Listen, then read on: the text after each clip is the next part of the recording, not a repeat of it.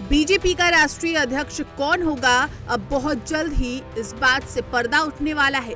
दरअसल बीजेपी ने अपने अगले राष्ट्रीय अध्यक्ष के चुनाव का शेड्यूल औपचारिक रूप से जारी कर दिया है और ये निर्वाचन प्रक्रिया 19 जनवरी से शुरू होकर 20 जनवरी तक पूरी होगी,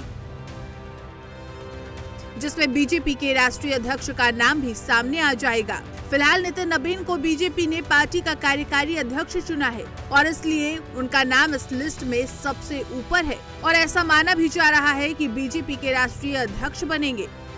ये बिहार के लिए बहुत ही सौभाग्य की बात है कि हमारे बिहार के श्री नितिन नवीन जी राष्ट्रीय अध्यक्ष बनने जा रहे हैं। 19 तारीख को नॉमिनेशन है। हम लोग भी 19 तारीख को उनके नॉमिनेशन में प्रस्तावक के रूप में हैं।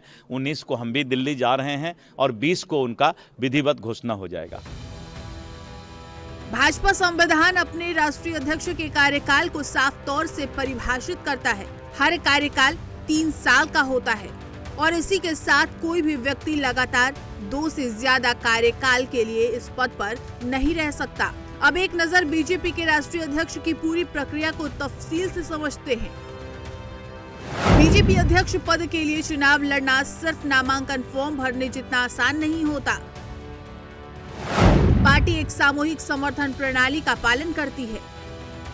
योग्य होने के लिए एक उम्मीदवार को बीजेपी के इलेक्टोरल कॉलेज से कम 20 सदस्यों के द्वारा प्रस्तावित किया जाना चाहिए और इसी के साथ ये प्रस्तावक सभी एक ही क्षेत्र से नहीं हो सकते।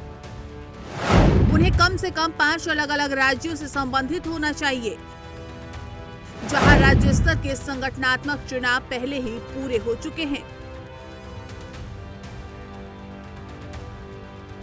बीजेपी ने साल 2020 में इससे पहले जेपी नड्डा को राष्ट्रीय अध्यक्ष बनाया था और 2024 में उनका कार्यकाल खत्म हुआ था, जिसके बाद नितिन नवीन को 14 दिसंबर 2025 को पार्टी का कार्यकारी अध्यक्ष घोषित किया गया है।